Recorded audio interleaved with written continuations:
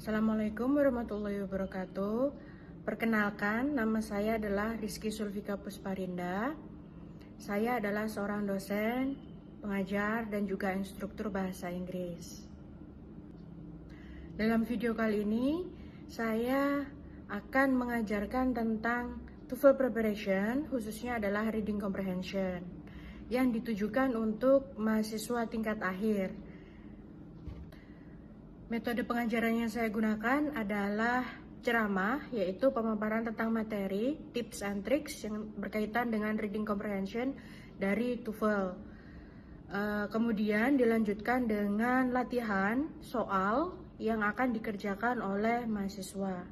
Selanjutnya pembahasan dari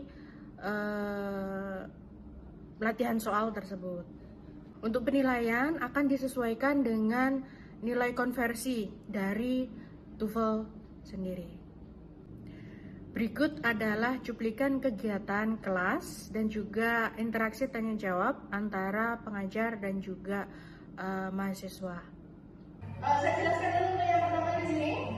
The first thing is don't waste your time reading the whole passage. Betul. Jadi nggak perlu kita menghabiskan waktu membaca seluruh teksnya itu.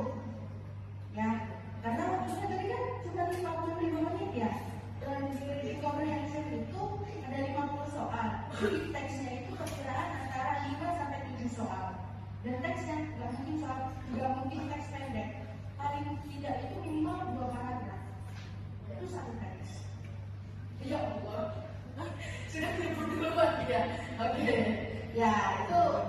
Dan soalnya satu teks itu antara 9 sampai 9 soal dalam satu teks. Makanya cuma 5 paling tidak 7 teks gitu ya. Jadi you don't have to waste your time reading the passage. Kalau bisa membaca teksnya ini 1 menit maksimal lah.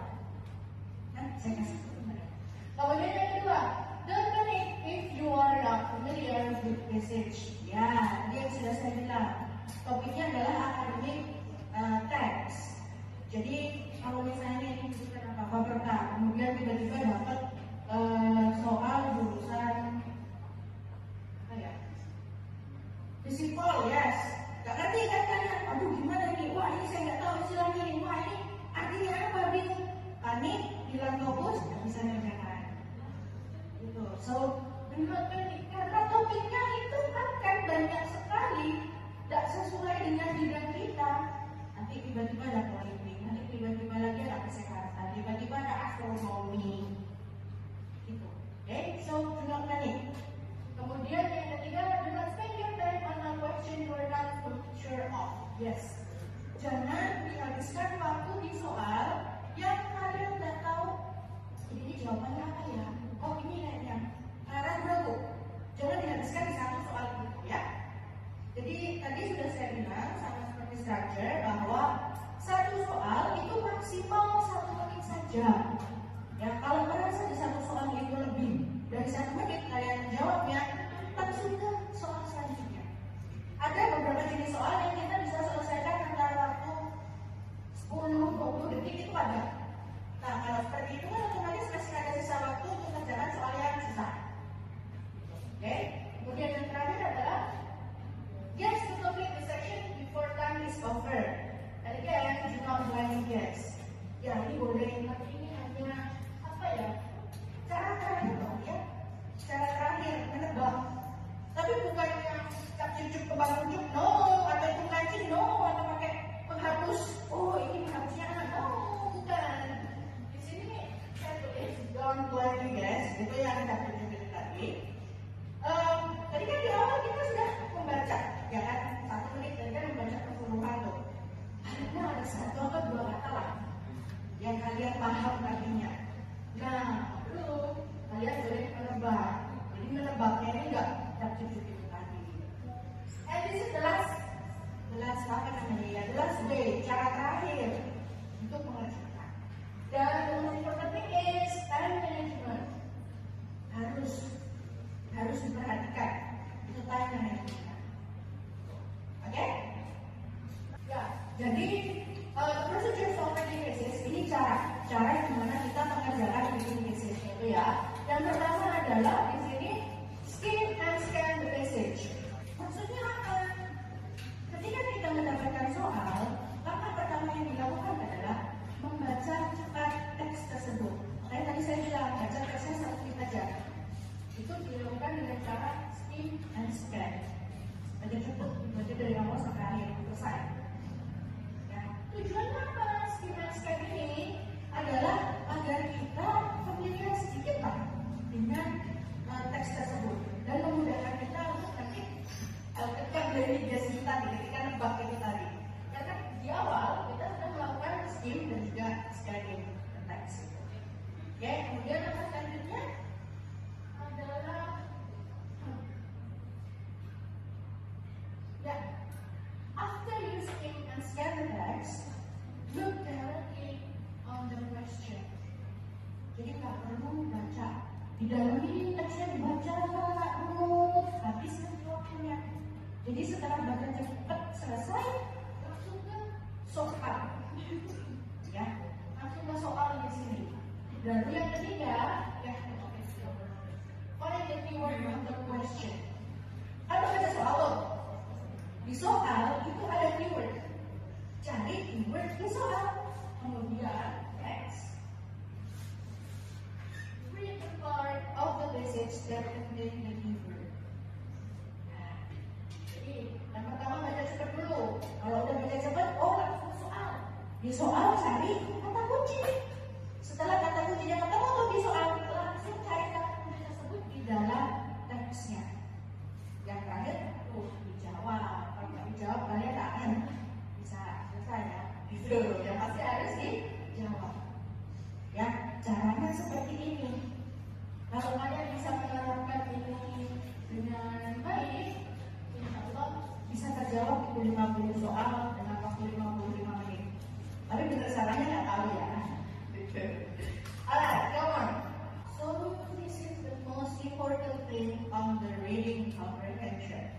That is the questions atau jenis pertanyaan yang muncul dalam reading comprehension. Yes, the first one is overview questions. Overview questions ini jenis pertanyaan yang menanyakan tentang teks ini topiknya apa. Dan overview question khususnya untuk yang main topik pasti muncul di soal pertama ketika teks selesai. Jadi ada satu teks. Misalnya nomor soal adalah 1 sampai 10. Overview akan muncul di nomor 1. Kemudian ada lagi teks kedua. Untuk nomor 11 sampai 21 misalnya. Maka overview question muncul di nomor 11. Pokoknya begitu teksnya selesai, nomor 1 pasti overview question. Oke, caranya menjawab nanti kita selesaikan dulu yang ini. Yang kedua adalah static detail questions. Static detail question di sini adalah kita diminta untuk mencari informasi yang tertulis di teks. Jadi udah ada tuh informasinya di teks.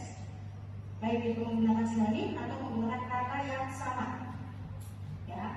Kemudian yang ketiga adalah implied detail questions, yang mana kita diminta untuk mencari informasi yang tidak ada di teks.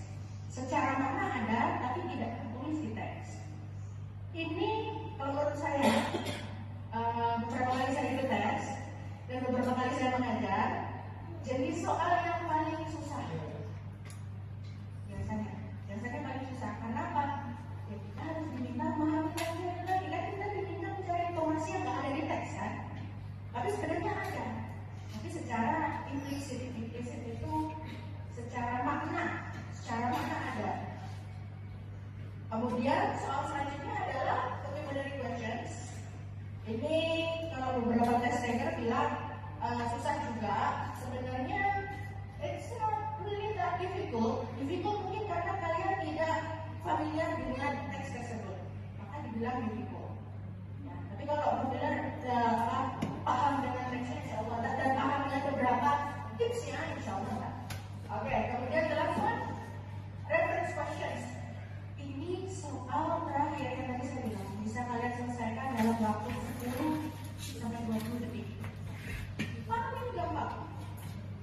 reference question ini paling gampang, yes. Soal reference question ini itu berkaitan dengan pronouns. Nah, saya bilang paling gampang, 10 detik selesai.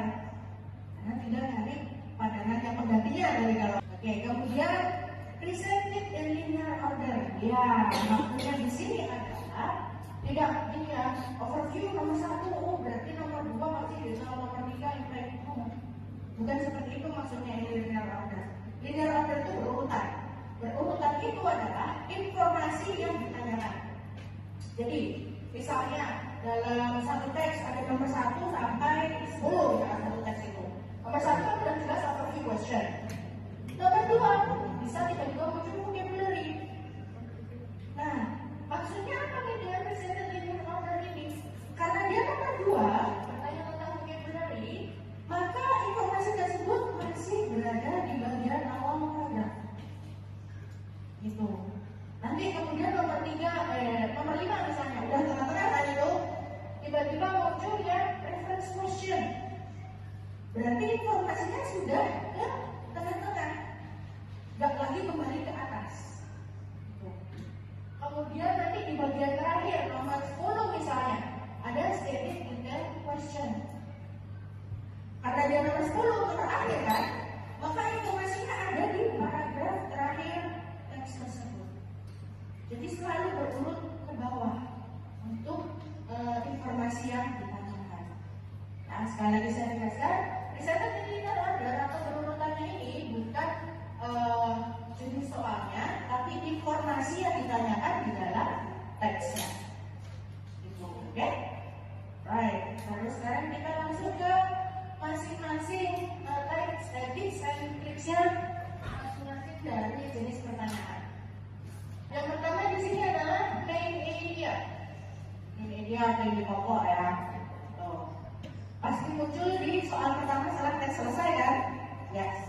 Caranya adalah jenis pertanyaannya itu bisa kita lihat di sini. Tadi kan cara pertama baca teks, kemudian cara kedua langsung ke soal, kemudian cara ketiga cari keyword di soal. Keyword dari main idea yang secara tebal ada kata topik, main idea, main point, primary concern. Ini merupakan keywords dari soal itu tadi. Dan kalau udah ada keyword seperti ini, tinggal cari caranya. Caranya yang pertama ini. Read the first line of each paragraph. Ya, kalau misalnya ada 2 paragraf, berarti yang perlu dicari adalah, dibaca adalah hanya first line of each paragraph. Paragraf 1 baca kalimat pertama. Paragraf 2 baca kalimat pertama. Udah cukup 2 kalimat itu aja untuk menjawab main idea. Kalau udah dapat 2 informasi itu, cari kesimpulan. The keyword of the first line, summarize the keyword from each paragraph. Lebih cepat, saya tidak perlu membaca ulang dari awal sampai akhir. Jadi cukup baca di satu kalimat pertama di setiap paragraf. Kalau misal paragrafnya ada 4, ya berarti masing-masing paragraf dibaca di kalimat pertamanya. Paragraf 1 kalimat pertama, paragraf 2 kalimat pertama, paragraf 3 kalimat pertama, sampai terakhir paragraf 4 kalimat pertama. Simpulkan 4 kalimat itu. Itu lebih cepat untuk mengerjakan daripada kalian membaca ulang dari awal. Oke, udah panas, makin panas. Masih ada 4 lagi loh. Masih ada 4 lagi, masih kuat? Masih banyak minumnya? Masih, oke, alhamdulillah.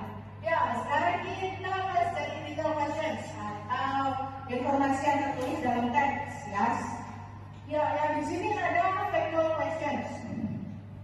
Jadi kalau tes paper bilang, yang sulit pertama tadi kan yang nomor 3, yang kedua vocabulary, ini yang ketiga, yang sulit kata tes paper ya.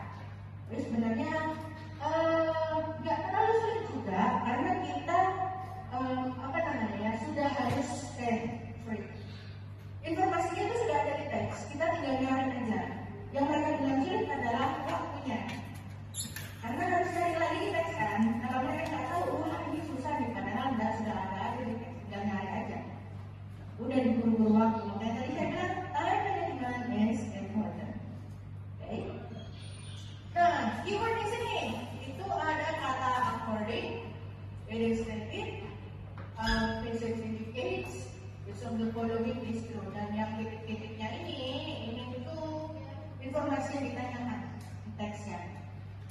Ya.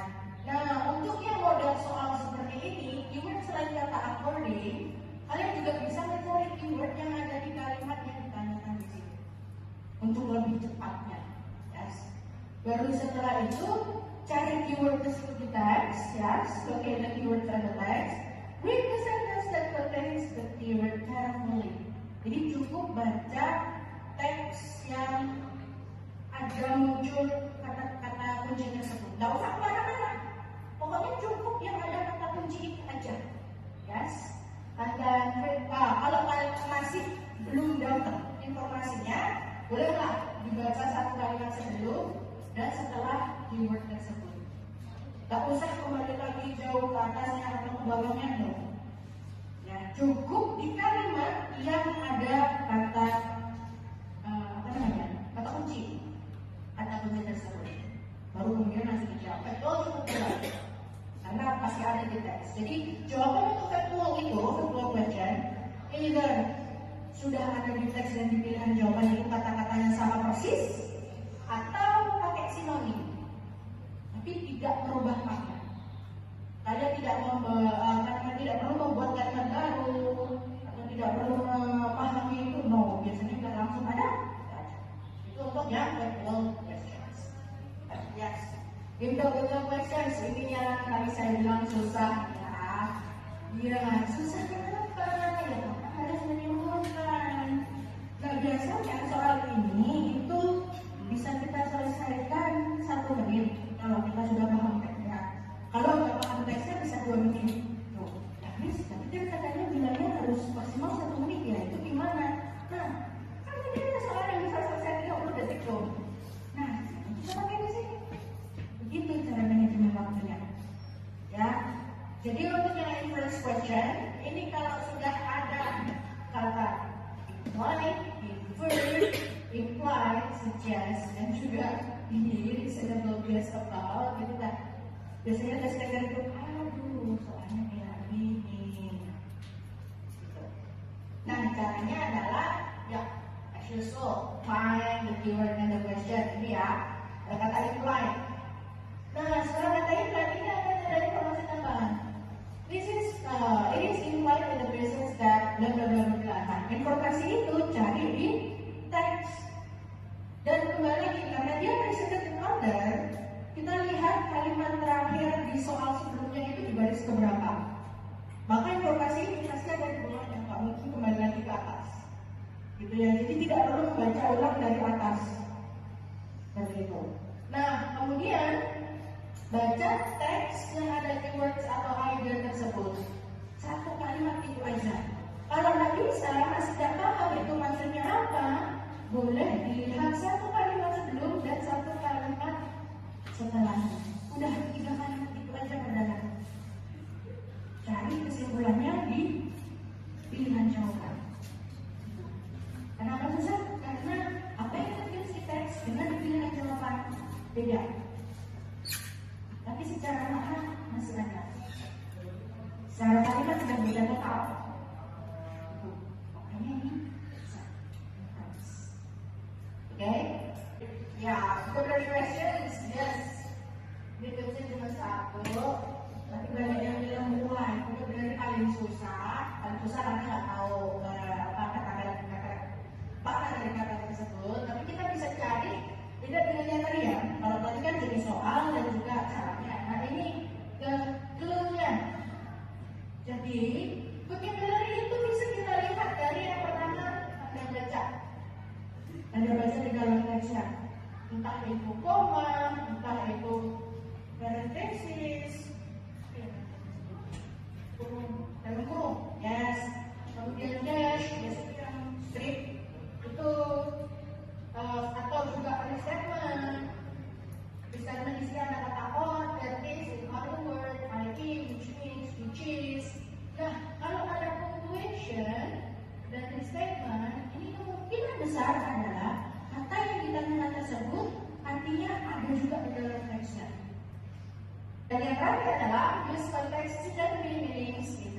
Yes. Karena di sini vocabulary-nya itu in context, maka kosakata yang harus kita gunakan adalah yang dipakai di teks tersebut. Ya. Bukan yang di secara umum. Mungkin ada nanti pemaknaan secara umum, tapi yang digunakan adalah yang di kata tersebut. Terakhir. Yay. Ya, reference questions. Iya, ini yang paling gampang. Kalau saya bilang sih 10 detik aja selesai ini soalnya. Karena kuncinya adalah reverse. Caranya adalah, of course, kalian cari katanya di sini dulu, baru kemudian di line-nya, pasti ada tuh dikasih line. Kata ini di line sekian artinya apa? Nah, beda dengan yang tadi, yang ini kalian cukup membaca kalimat sebelum kata tersebut muncul. Sama seperti contohnya misalnya tadi, the woman bla bla bla, she bla bla bla. Dan ditanyakan, she menggantikan apa? The woman, kita bacanya adalah kalimat sebelumnya. Nah, seperti itu caranya. Hanya 10 detik selesai. Karena nggak ada, nggak jauh-jauh, dia nggak akan keluar dari kalimat sebelumnya, no. Pasti ada di kalimat sebelumnya. So, oke. Sudah jawab ya, Masya Allah. Sudah Masya Allah ya, ya Allah subhanallah. Ya, astagfirullahaladzim. Ada 2 paragraf. Oh iya, dan perlu diperhatikan di scroll itu pasti di sebelah ini ada angka-angka ya di sini. Ini itu yang menunjukkan line tadi, baris. Jadi ketika ada soal ini, the word beginning in line 17 ya, in line 17 berarti kita tinggal lihat ini di sini sudah line berapa? Jadi line, oh ini 15, 16, 17 kayak gitu, dan cepat. Nah ini sudah ada dikasih angka-angka begitu baiknya. Oke, dibaca 1 menit. Oke, sudah. Jangan lama-lama. Ya, jangan lama-lama. Langsung ke soalnya, bahwa ya, oh, nomor 1 sebelah sini ya? Oke, yes. Nah, nomor 1, ya, itu soal selesai pasti tentang overview. Nah, di sini, what is this is really about? Kita katakan tadi, this is about the main area of course, dan kita carinya di kalimat pertama paragraf 1 dan kalimat pertama paragraf kedua. Benar, di paragraf ke-1 ini, dan ini kalimatnya. Sorry. Martin Luther King Jr. is well known for his work in civil rights and for his many famous speeches. Among them, his moving Manhattan speech. But for fewer people know much about King's childhood. Kemudian yang di paragraf kedua, ML's childhood was not especially eventful. Dari 2 kalimat ini, keyword yang didapat apa? Childhood, betul. Tinggal dicari pilihan jawabannya. Apa? B. Oke, coba dicari penerapan dan jawabannya. Penerapan, ayo.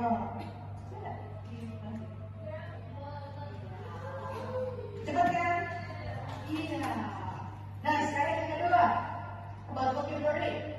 Karena soalnya masih pertama, berarti dia masih di sekitaran sini aja. Ya kan, masih awal nih. Itu di baris ke berapa itu? 5 on page line 5 for this one. Eloquent speaker. Ya, di sini nih informasinya apa itu ya? Saya juga nggak tahu ya artinya. Oke, sekarang kita lihat kalimat yang ada kata ini.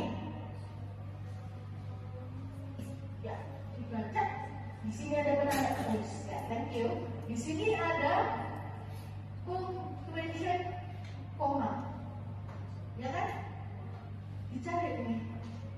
The Reverend Williams, an eloquent speaker, played an important role, yes, in the community. Kalimat ini dah simpulkan. Kalau dalam pilihan jawabannya dia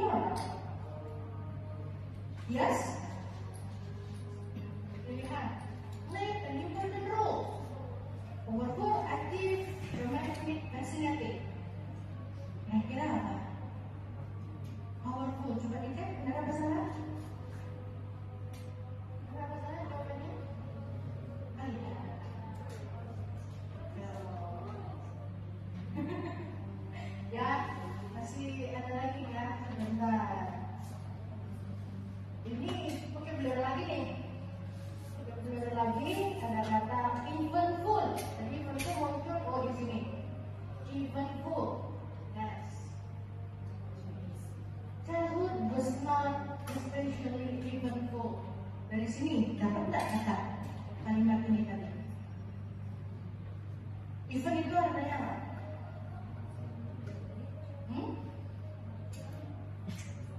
Peristiwa, benar. Eventful. Peristiwa yang lain. Peristiwa besar boleh, besar boleh, atau bermakna juga boleh. Oke, sekarang kita cari ke pilihan jawaban. Ya. Ya, it's okay.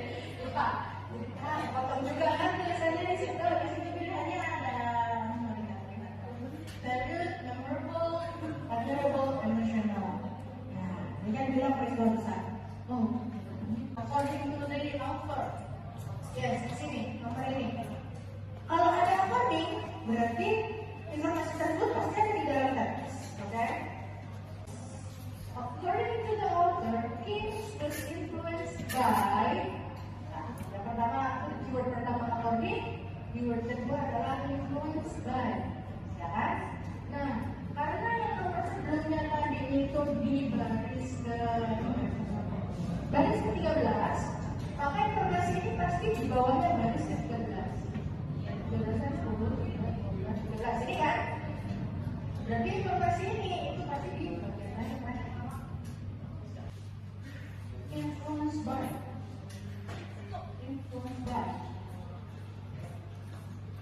Baris ke-13 ke bawah.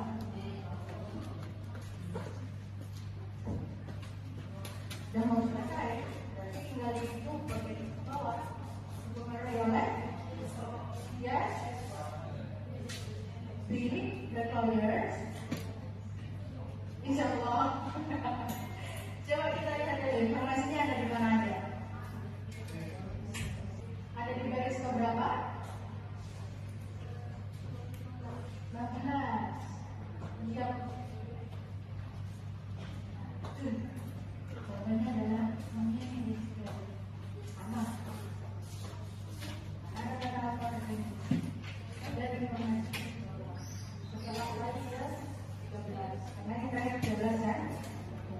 Sama dengan ini.